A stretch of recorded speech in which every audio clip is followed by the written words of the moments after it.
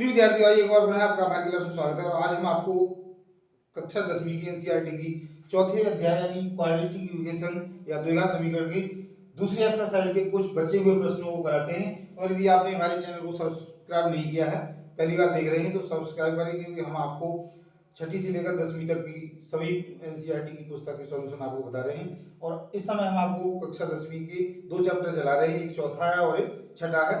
बारी बारी से हम आपको सॉल्व कराएंगे। तो जो यदि आपको इन प्रश्नों को अच्छे से समझना है और परीक्षा में अच्छे मार्क्स प्राप्त करने हैं, तो अंत तक देखते रहें। तो देखिए क्या है, पहला प्रश्न है हमारा आज का, यानी उस प्रश्नावली का तीसरा प्रश्न है। ऐसी दो संख्याएं ज्ञात कीजिए जिनका योग 27 और गुणनफल 182 है। तो इसकी स्ट्रेटजी ये है कि हम जो प्रश्न में दिया गया है उसके अनुसार वही करते जाएंगे। सबसे पहले क्या करते हैं, मानते हैं प्रश्न संख्या हल है, प्रश्न संख्या 3 का माना पहली संख्या अलग अलग मान लेंगे। पहली संख्या बराबर x है, तो दूसरी संख्या है 127, दोनों का योग 27 है, तो क्या हो जाएंगे ये 27 माइनस एक्स, ये दूसरी हो जाएगी, क्योंकि दोनों को जोड़ेंगे तो 27 प्राप्त हो जाएगा। उनका गुणनफल 182 है, तो दूसरी जो प्रश्नानुसार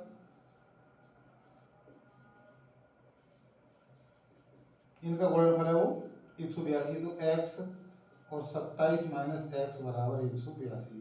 हमने दोनों का गुणा कर दिया और उसको 182 के बराबर रख दिया। अब इसका सॉल्यूशन करेंगे तो 27 x माइनस एक्स स्क्वायर और माइनस 182 बराबर 0।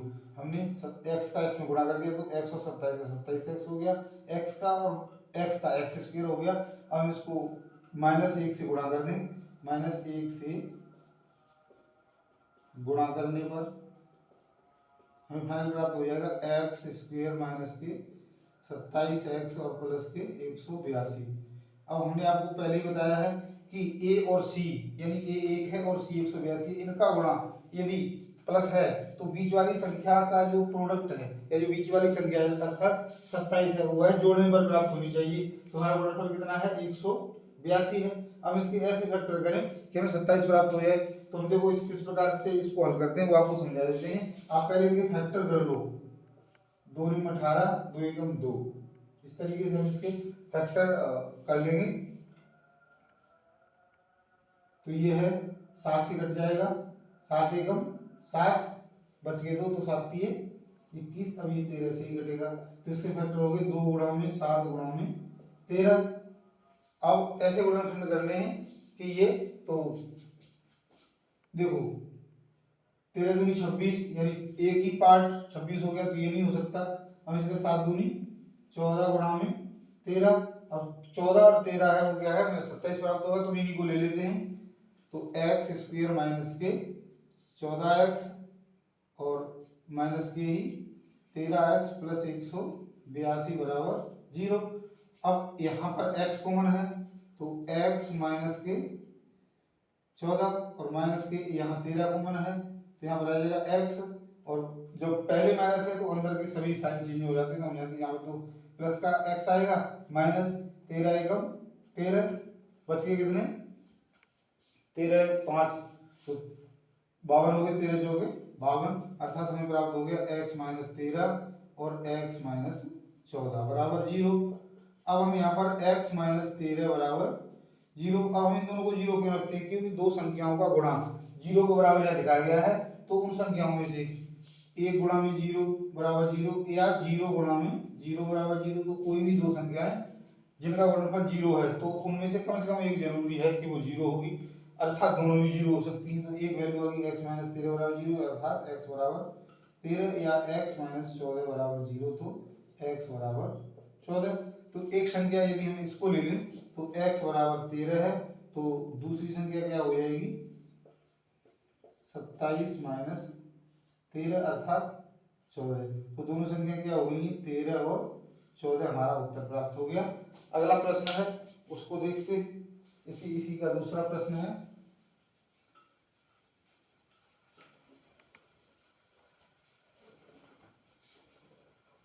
दूसरा प्रश्न है दो धनात्मक क्रमागत पूर्णांक ज्ञात कीजिए जिनके वर्गों का योग 365 है। दो क्रमागत माना, इसका हल देखते हैं। माना पहली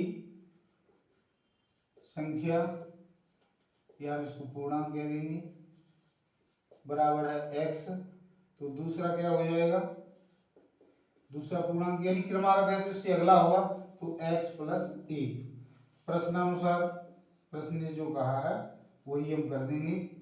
क्या आ जाएगा, पहले इन संख्या के वर्गों का योग यानी x square plus x plus 1 का होल स्क्वायर बराबर 365। तो यहाँ पर फॉर्मूला लग जाएगा a प्लस बी का होल स्क्वायर बराबर ए स्क्वायर प्लस 2ab और प्लस बी स्क्वायर, ये फॉर्मूला है बीजगणित में। अब हम इसको सॉल्व कर देते हैं। X square plus 2x plus 1 का स्क्वायर 1 ही हो जाएगा माइनस की 365 बराबर 0। इसको इधर ले आए तो एक्स स्क्वायर और x square 2x square plus के 2x और यहाँ पर हो जाएंगे माइनस की 364 बराबर 0। आसान करने के लिए हम इसको, यदि कोई पूरा समीकरण एक संख्या से भाग होता है तो हम उसको भाग भी कर देते हैं। तो 2 से भाग करने पर 2 से भाग करने पर क्या आ जाएगा, एक्स स्क्वायर प्लस एक्स और माइनस के 2 एकम 2, 2 तिये 6, सॉरी 2 एकम 2 एक बचा, 2 अट्ठी 16 और 2 दूनी 4 बराबर 0। हमारे पास क्या है 182 और जो क्या है माइनस का है तो इनका गुणनफल माइनस है, अर्थात हमें अब घटाने पर बीच वाला टर्म चाहिए। तो हमने देखा था कि इसके गुणा हमारे 13 और 14 आए थे, पिछले प्रश्न में देखा है 13 और 14 का गुणनफल 182 होगा और घटा इनका क्या होगा, एक आ जाएगा। तो एक्स स्क्वायर प्लस 14x और माइनस के 13x माइनस के 182 बराबर 0। यहाँ पर उसी की तरह x कॉमन है तो x प्लस 14 आ गया, माइनस की 13 कॉमन है तो x प्लस वही उसी की तरह 13 कम 13 और 13 चौके 52 यानी 4 इक्वल टू 0। तो कितना हो गया, x माइनस 13 और x प्लस 14 बराबर 0 यानी x माइनस 13 बराबर 0। तो x बराबर 13, एक संख्या 13 होगी तो दूसरी क्या हो जाएगी, इसकी क्रमागत संख्या है x प्लस 1 अर्थात 14। तो दोनों, पहली 13 है और दूसरी 14 है। दो प्रश्न और रहते हैं उनको भी देख लेते हैं, पांचवा और छठा क्या है। पांचवा प्रश्न है उसका हम देखते हैं। एक समकोण त्रिभुज की ऊंचाई उसके आधार से 7 सेंटीमीटर कम है, यदि कर्ण 13 सेंटीमीटर का है तो अन्य दो भुजाएं ज्ञात करो। तो सबसे पहले हम एक समकोण त्रिभुज बना लेते हैं। समकोण त्रिभुज, इसका जो कर्ण है वो इन्होंने 13 सेंटीमीटर का दे रखा है और ये कहा है कि समकोण त्रिभुज की ऊंचाई यानी ये ए बी और सी, समकोण त्रिभुज की ऊंचाई उसके आधार से 7 सेंटीमीटर कम है। इसको हम x ले लें तो ये हो जाएगा x माइनस 7। माना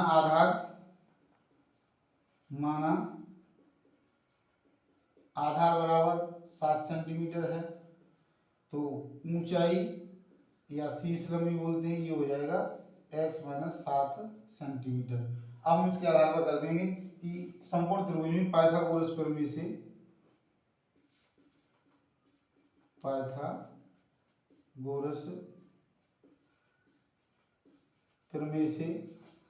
कर्ण का वर्ग यानी ए सी स्क्वायर बराबर A B square plus B C square होता है। पाइथागोरस प्रमेय का जो थ्योरम है उसको हम छठे अध्याय में सॉल्व करा रहे हैं, वहां पर जाकर आप देख सकते हो। तो ए सी कितना है 13 का वर्ग और ए बी कितना है x माइनस 7 का वर्ग और प्लस x का वर्ग, इसको सॉल्व करना है, x की वैल्यू निकालनी है। तो ये हो जाएगा 13 का वर्ग होता है 169 और ये x स्क्वायर प्लस 49 और माइनस के 14x, फॉर्मूला लगे हमारा a माइनस बी का होल स्क्वायर बराबर a square plus b square minus के 2ab वाला फॉर्मूला लगा दिया है। A square plus b square और माइनस के 2ab, 7 दूनी 14x और प्लस के x स्क्वायर। तो ये हो जाएगा 169 बराबर 2x स्क्वायर यानी एक ये और एक ये, माइनस के 14x और प्लस के 49, इसको इधर ले जाएं तो ये हो जाएगा 2x स्क्वायर माइनस के 14x प्लस के 49 और माइनस के 169 बराबर 0। इधर लेंगे तो माइनस का हो गया। अब इसमें से इसको घटा दो तो 2x² माइनस के 14x, 9 में से 9 गए 0, 6 में से 4 गए 2 और ये 1, तो कितना बच गया 120 माइनस का। अब 120, अब इसको हम 2 से भाग कर सकते हैं। 2 से भाग करने पर क्या प्राप्त हो जाएगा, x² माइनस के 2 सत्ते 14 और 2 6 द्वारा इक्वल टू 0, यानी 60 हो गए। अब 60 के ऐसे फैक्टर करने हैं, यानी जो 60 है उसके में ऐसे फैक्टर करने हैं कि उनका घटा, क्योंकि माइनस आ रहा है तो घटाने पर 7 प्राप्त हो जाए। तो हम जानते हैं 12 गुणा में 5 बराबर कितने होते हैं, 60 होते हैं। 12 पंजे 60 हो गया, 12 में से 5 गए तो 7 आ जाएगा। तो ये हो जाएगा हमारा x² माइनस की 12x और प्लस के 5x माइनस के 60 बराबर 0। इनको घटाएंगे तो 7x ही प्राप्त होगा। तो यहाँ पर कॉमन हो गया हमारा x, तो ये हो गया x माइनस 12 प्लस यहाँ पर कॉमन हो गया 5, तो ये हो गया x माइनस 12 बराबर 0। तो x प्लस 5 यानी ये और इसी कॉमन है, तो x माइनस 12 बराबर 0 ये हमें प्राप्त हो गया। अब हम इनको दोनों बारी बारी से रखेंगे तो x माइनस 12 बराबर 0 यानी x की वैल्यू हमें प्राप्त होगी 12। तो ये हमें प्राप्त होगी 12 और ये हो जाएगी 12 माइनस 7 अर्थात 5। तो अन्य भुजाएं 5 और 7 हैं। अन्य भुजाएं जो हमें प्राप्ति होगी 5 और 5 सेंटीमीटर और दूसरी 7 सेंटीमीटर। x प्लस 5 बराबर 0 आएगा तो वो माइनस में आएगा, इसलिए हम माइनस को नेगलेक्ट कर देते हैं, माइनस को नहीं लेते। इस एक्सरसाइज का अंतिम प्रश्न है छठा और ये बहुत ही महत्वपूर्ण है। तो आइए समझते हैं। एक कुटीर उद्योग एक दिन में कुछ बर्तनों का निर्माण करता है और एक विशेष दिन यह देखा गया कि प्रत्येक नग की निर्माण लागत उस दिन के निर्माण किए गए बर्तनों की संख्या के दोगुने से अधिक है, दोगुने से 3 अधिक है। यदि उस दिन कुल निर्माण लागत जो थी वो 90 थी, तो निर्मित बर्तनों की संख्या और प्रत्येक नग की लागत ज्ञात करो। हल देखते हैं 6 प्रश्न का। माना निर्मित नग बराबर x, एक नग की लागत प्रश्नानुसार क्या दिया है कि दोगुने से 3 अधिक है, यानी 2x प्लस 3। कीमत या कुल लागत है वो इन्होंने दी है 90 रुपए, तो यह 90 ले लिया हमने। अब कीमत निकालने के लिए क्या करते हैं, एक नग की संख्या गुणा में उस एक नग की कीमत और गुणा में नगों की संख्या। तो नगों की संख्या कितनी है x, 2x प्लस 3 कीमत है और नगों की संख्या x है, बराबर हमें प्राप्त हो गया 90। इसका गुणा कर देंगे तो 2x² प्लस 3x बराबर 90 प्राप्त हो गया, यानी 2x² प्लस 3x माइनस 90 बराबर 0। अब हमें 90 गुणा में 2 यानी 180 के ऐसे वर्गीकरण करने हैं कि हमें घटाने पर 3 प्राप्त हो जाए। तो क्या आएंगे, 2 में 18 हो गया, 2 से 45 बार, 3 से 5 बार 15 बार और 3 से फिर 5 बार, तो ये हो गया 2 गुणा में 3 गुणा में 3 गुणा में 5, 15 तो 45 दूनी 90 दूनी 180। अब 3 फैक्टर लाने हैं तो देखो 2 दूनी 4, 4 तिये 12, ये 12 हो गया और 3 5 15, 15 और 12 का गुणा करेंगे 180 आएगा और घटाएंगे तो हमारा 3 प्राप्त हो जाएगा। तो इसी को देखते हैं, 2x² प्लस 15x माइनस के 12x माइनस 90 बराबर 0। यहाँ पर हम क्या देख रहे हैं, x कॉमन है तो x कॉमन ले लिया हमने, क्या आ जाएगा 2x प्लस 15। यहाँ पर कॉमन क्या है 6 कॉमन है, तो ये हो गया 6 दूनी 12, 2x माइनस के 15 बराबर 0। ये माइनस है तो ये प्लस हो जाएगा। अब यहाँ पर 2x plus 15, 2x plus 15, 2x plus 15 और x माइनस 6 बराबर 0।